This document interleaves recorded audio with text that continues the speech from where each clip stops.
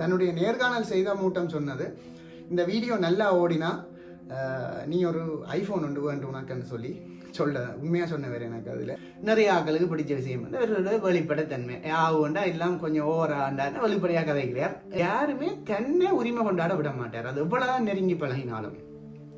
நாங்கள் அரசியலுக்கு வரப்போகிறதும் இல்லை, மற்ற யூடியூபர்ஸ் மாதிரி எங்களுக்கு வியூ வரும் உண்டு, அல்லது கொஞ்சம் இன்ஃப்ளூயன்சிங் கெப்பாசிட்டி ஒன்று வரும், அது சோசியல் இன்ஃப்ளூயன்சராக வரும். அவரை சாட்டி எங்களையும் வந்து யாராவது பார்ப்பாங்களான்ற மாதிரி அந்த மாதிரி ஒரு இதை தவிர. சொந்தங்களுக்கு வணக்கம். இன்றைக்கும் ஒரு முக்கியமான பேசுபொருளோட உங்களோட கதைக்க வந்திருக்கிறேன். என்னென்னு சொன்னால், இந்த யூடியூபர்களுக்கும் வந்து வைத்தியருக்கும் ஒரு முருகல் நிலை மாதிரி ஒரு தோற்றப்பாடு வந்திருக்குது.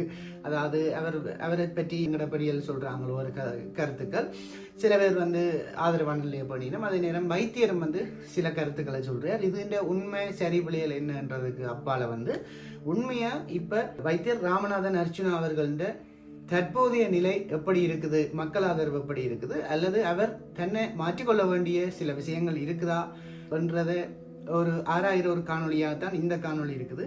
அப்போ நீங்கள் கேட்கலாம், என்ன நிறுவனம் நீங்கள் சொன்னீங்கள் ஏற்கனவே நான் அவரை பற்றி இனிமேல் கதைக்க மாட்டேன், ஆனால் நீங்கள் வந்து இன்றைக்கு வந்து பிறகு கதைக்க மாட்டேன்றீங்க, பிறகு இன்றைக்கு வந்து கதைக்கிறீங்கள், என்ன ஏதாவது கண்டென்ட் இல்லையான்னு சொன்னால் தாராளமாக கண்டென்ட் இருக்குது. எடுத்த கண்டென்ட் எடிட் பண்ணவே நேரம் இல்லை.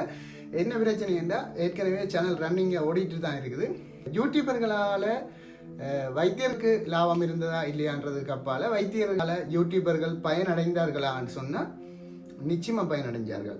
ஒரு நிறைய ஆக்கள் வந்து என்போன்ற நிறைய ஆக்களுக்கு வந்து நிறைய நல்ல விஷயங்கள் நடந்ததுன்றது உண்மைதான். அவர் ஒரு கரண்ட் ட்ரெண்டிங்கான ஒரு பர்சனாக வந்ததால் வந்து நிறைய யூடியூபர்களுக்கு அவர் சார்ந்த வீடியோக்களை போட்டு பல லட்சங்கள் உழைச்சதுன்றது உண்மைதான். எனக்கு அப்படி வரையில, பட் நிறைய ஆக்கள் நன்மை அடைஞ்சது உண்மைதான். அப்போ அவரை வந்து நான் ஒரு நேர்காணல் ஒன்று செய்திருந்தேன்னா, அப்போ அவர் ஒரு சின்ன ஒரு விஷயம் சொன்னவர் எனக்கு அது ரொம்ப பிடிச்சிருந்தது. நான் அதால் அவரை பற்றி ஏலமானவரை எதிராக கதைக்கிறது இல்லை. சில விஷயங்கள் அவர் கேட்க மாட்டாருன்னு தெரிஞ்சால் நானும் விலகி இருந்தேன்.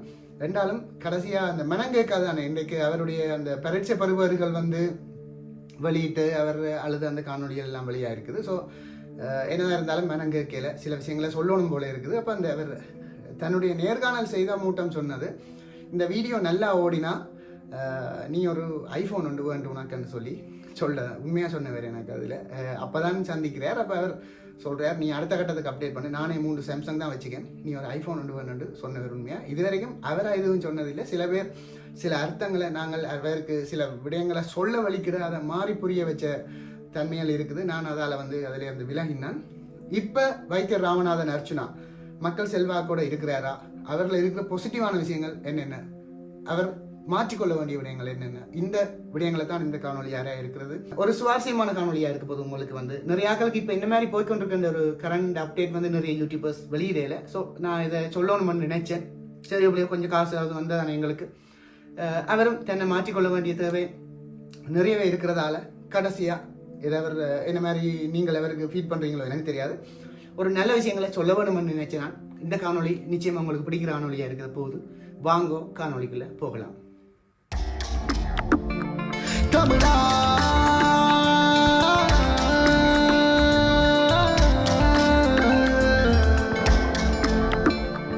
தமிழா தமிழா தமிழா தமிழா தமிழ் என்கிறன்.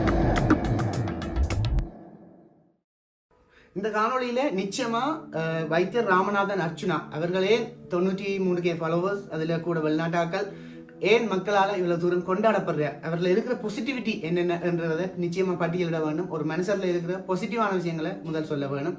அதில் முக்கியமாக அவர் ஒரு வைத்தியர்ன்றது ஒரு பாசிட்டிவான விஷயம். இந்த சமூகத்தில் உயர்ந்த மட்டத்தில் நாங்கள் மதிக்கக்கூடிய ஆக்கள் வைத்தியர்கள். ஒரு வைத்தியராக இருக்கிறது வந்து அவருக்கு ஒரு சரியான ஒரு கெப்பாசிட்டியாக இருக்குது. அதோட அவற்றை ஒரு பாசிட்டிவான விஷயமா இருக்குது. அடுத்தது வந்து 93K ஃபாலோவர்ஸ், அந்த மக்கள் செல்வாக்கு, இது வந்து பாசிட்டிவான விஷயமா இருக்குது. அடுத்த பாசிட்டிவான விஷயமா இருக்குது, கட்டாயம் சொல்லப்பட வேண்டிய ஒரு விடயம். புரட்சியாளன், அது ஒரு பாசிட்டிவான விஷயமா இருக்குது. அப்போ நீங்கள் இருக்கலாம் என்னன்னு சொன்னால், அவர்கிட்ட சின்ன வயசுல இருந்தே அவர் வந்து ஒரு புரட்சியாளனா தான் இருந்திருக்கிறார். டக்கண்டு யாரையும் துணிந்து விமர்சிக்கக்கூடிய ஒரு புரட்சியாளனா இருக்கிறது வந்து அது ஒரு பாசிட்டிவா இருக்குது. அதாவது யாரையுமே துணிஞ்சு விமர்சிச்சு கொண்டிருக்கிறார். நான் இதில் நெகட்டிவையும் கதைப்பேன், பாசிட்டிவையும் கதைப்பேன். நெகட்டிவே அவர் அதை மேம்படுத்த வேண்டிய இயல்புன்னு தான் சொல்லி கதைப்பேன். எனவே அதுகளையும் பார்ப்போம். அடுத்தது வந்து அவருக்கு ஒரு நல்ல நெட்வொர்க் இருக்குது. இது ஒரு பாசிட்டிவான விஷயங்கள் வந்து அவரில் இருக்கிற பாசிட்டிவ் வந்து நிறைய லிங்க்ஸ் இருக்குது. வெளிநாடுகள் அதே மாதிரி உள்நாட்டில் அரசியல் பிரமுகர்கள் என்று சொல்லி லிங்க் இருக்குது. இப்போ சில அரசியல் பிரமுகர்கள் எதிர்ப்பை சம்பாதிச்சாலும் அவருக்கு ஒரு நெட்வொர்க் ஒன்று இருக்குது. அதையும் சார்ந்து அவருக்கு ஏதோ ஒரு பின்னணி பலமான பின்னணி ஒன்று இருக்கின்றது. அது ஒரு பாசிட்டிவான விஷயம். இல்லாட்டி வந்து இப்படி துணிஞ்சு கதை கேளாது. அவரில் இருக்கிற பாசிட்டிவ். அடுத்தது வந்து அவர் ஒரு எப்போ வந்து ஒரு டாக்டராக மட்டும் இருந்தால் பெருசாக கவனிக்க மாட்டாங்க. அவர் அதை தாண்டி அதையும் தாண்டி வில்வித்தை ஆச்சரி அந்த ட்ரெடிஷனல் ஆச்சரி அதே மாதிரி அந்த விஷயங்கள் வந்து அவருக்கு ஒரு பாசிட்டிவாக இருக்குது.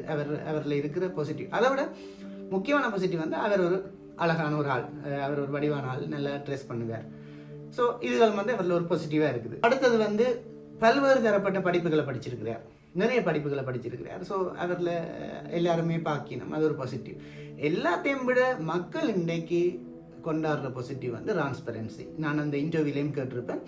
நிறைய ஆக்களுக்கு பிடிச்ச விஷயம் வந்து அவரோட வெளிப்படைத்தன்மை. ஆகுண்டா எல்லாம் கொஞ்சம் ஓவராண்டான்னு வெளிப்படையாக கதைக்கிறார்.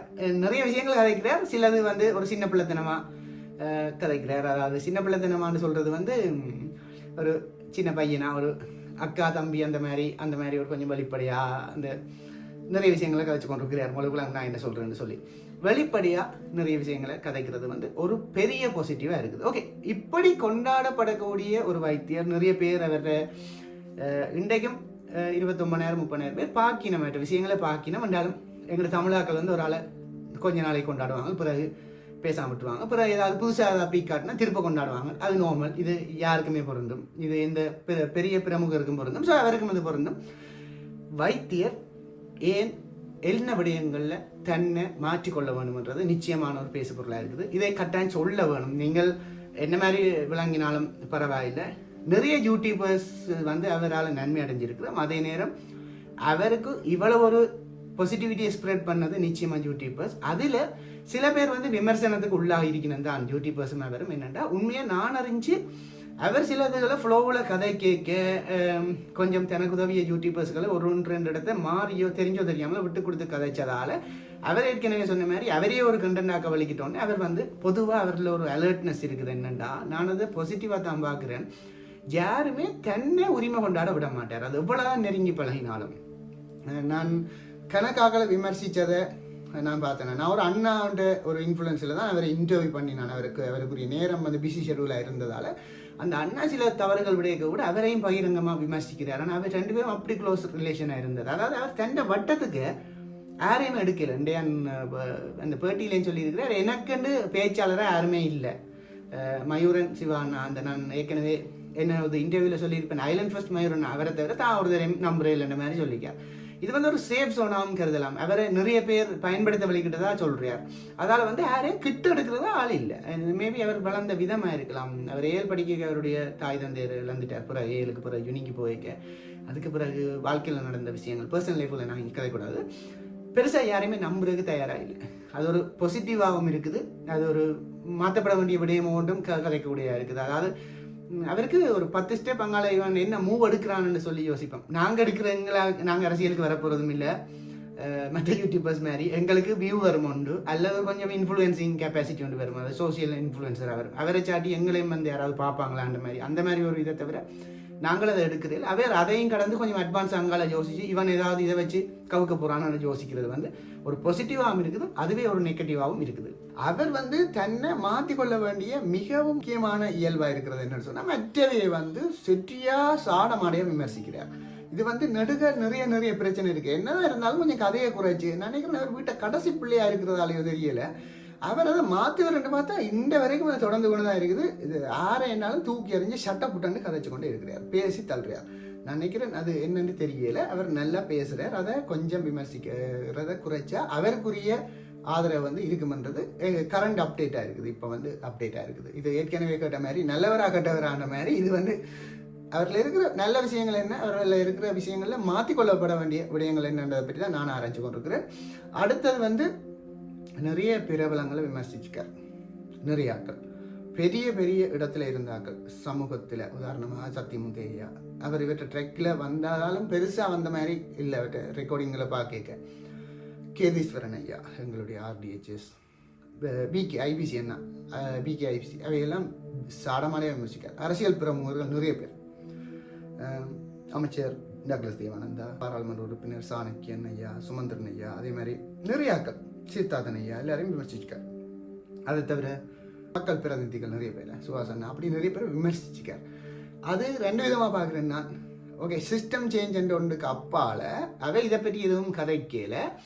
அதே நேரம் தனக்கு எதிர்காலத்தில் யார் யாரெல்லாம் அரசியலில் த்ரெட்னிங்காக இருக்கலாம் என்ற நம்பப்படுறாங்களை டார்கெட் பண்ணி அடிச்சாரோன்னு நெக்க தோணுது.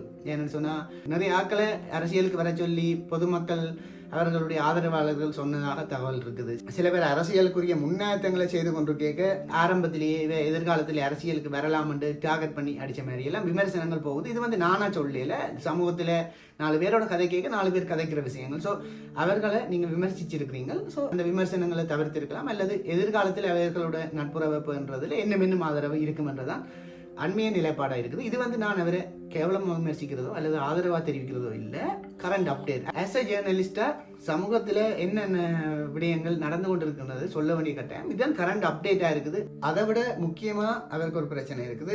28 அவர் நேற்று இந்த முகப்புத்தக பதிவில் போட்டிருந்தது. 28 பிரச்சனை என்னன்னு சொல்லி 28 எனக்கு தெரிஞ்சு நான் அந்த என்னுடைய நேர்காணலையும் சொன்னேன். நிக்கோலஸ் சார்கோசி அவர் வந்து 21 ஆரம்பத்தில் இவரளவு அந்தளவு பெரிய மக்கள், இதை விட கூட பயங்கர மக்கள் ஆதரவு இருந்தாலும் வந்து இந்த 28 இந்த குணங்கள் வந்து உங்களுக்கு தெரிஞ்சாக்களுக்கு உங்களுக்கு விளங்கும். அது வந்து எங்களோட மக்கள் வந்து பிற்காலத்தில் வந்து அது ஒரு நெகட்டிவ் சைடுக்கு போகிறதுக்கு சான்ஸ் இருக்கிறதால இது நியூமராலஜியின் படி கொஞ்சம் அவதானமாக அந்த பயணங்களை தொடர்றது வந்து ஒரு நல்ல விஷயமா இருக்கும். இதை பார்க்குறாக்கள் அவருக்கு சொல்லலாம், அல்லது அவரை கொஞ்சம் கைட் பண்ணினால் சரி பிள்ளைகளுக்கு அப்பால் வந்து அவர் ஒரு வைத்தியர், அவர் ஒரு கட்டிக்காரன்னு சொன்னால் அவர் சிஸ்டம் வந்து பழி வாங்கி இருக்கிறதா இன்றைக்கு அவர் சொல்லியிருக்கிறார். அப்படி உண்மையாக நடந்திருந்தால் அது ஒரு வருந்தத்தக்க செயல். அதே மாதிரி ஒரு இலங்கைன்ற ஒரு மிகப்பெரிய தொழிற்சங்கம் GMOA அதை துணிஞ்சு விமர்சிச்சிருக்கிறது உங்களோட கட்ஸாக இருக்கலாம். ஆனால் எனக்கு தெரிஞ்ச உலக அறிவின்படி வந்து அவை ஒரு பெரிய நெட்வொர்க். GMOAன்றது வந்து சில அரசாங்கத்தாலேயே ஒரு கை வைக்க முடியாத ஒரு அமைப்பு, அதாவது ஒரு பெரிய அமைப்பு, அது ஒரு பெரிய நெட்வொர்க். அவை வந்து பெரிய ஒரு ட்ரேட் யூனியன். அதை வந்து நீங்கள் விமர்சிச்சிருக்கிறீங்க. ஸோ பிரச்சனை இல்லை அவர்களோட, அதாவது மல்லு கட்டினான்னு சொல்லுவோமே, மல்லு கட்டினா அவைகளால் வார எதிர்விளைவுகளையும் அதுக்குரிய சேலஞ்சிங் வந்து நீங்கள் அதுக்குரிய கெப்பாசிட்டி இருக்குமென்னு நினைக்கிறேன், அல்லது வளர்த்து கொள்வீங்கன்னு நினைக்கிறேன். அவை பெரிய ஒரு ட்ரேட் யூனியன். ஸோ அவைண்ட அந்த அவைண்ட எஃபெக்டுகளும் வந்து தொடர்ந்து இருக்கும். இதான் வந்து சமகால நிலைப்பாடாக இருக்குது வைத்தியர் தொடர்பாக. இதுக்கிடையில் வந்து ஜனாதிபதி தேர்தல் அப்டேட்டுகளும் போய்கொண்டிருக்குது. கடைசியில் என்ன நடக்குமென்று தெரியலை. என்னென்னு சொன்னால் ஏர் வெரிமினமெண்ட்டு இட்ட வரைக்கும் ஒரு கிளியர் இல்லாத நிலையிலான் இருக்குது. ஏன்னா இதுக்கு பின்னால் வந்து பெரிய பெரிய நிகழ்ச்சி நிரல்கள், வெள்ளாதிக்க சக்திகளின் ஆதரவுகள் இருக்கேக்க கடைசியில் செகண்டில் மாறலாம். ஆனால் மக்கள் என்னை பொறுத்த வரைக்கும் இந்த இடத்துல வந்து செல்வாக்கு செலுத்த வேண்டியது வந்து என்னன்னு சொன்னால், எங்களோட நாட்டின் பொருளாதாரத்தை தொடர்ந்து ஸ்திரமாக வச்சிருக்கக்கூடிய ஊழலற்ற ஒரு நாட்டை கட்டி எழுப்பக்கூடிய இனியும் இந்த சிஸ்டத்துக்கு இல்லாமல் ஒரு நல்ல சேஞ்சோட உலக அரசியலையும் புரிந்து கொண்டு எங்களோட நாட்டுக்கு பாதிப்பு இல்லாமல் அவர்களோட ஒத்துழைச்சு ஒழுகக்கூடிய ஒரு அரசியல் தலைவர்களை தான் மக்கள் தெரிஞ்செடுப்பார்கள் என்று நான் நம்புகிறேன். அது கடைசி நேரம் அவர்களுடைய கொள்கைகளை பார்ப்போம், பிரகடனங்கள், அவர்களுடைய நடவடிக்கைகளை பார்த்து மக்கள் தீர்மானித்து கொள்வார்கள்.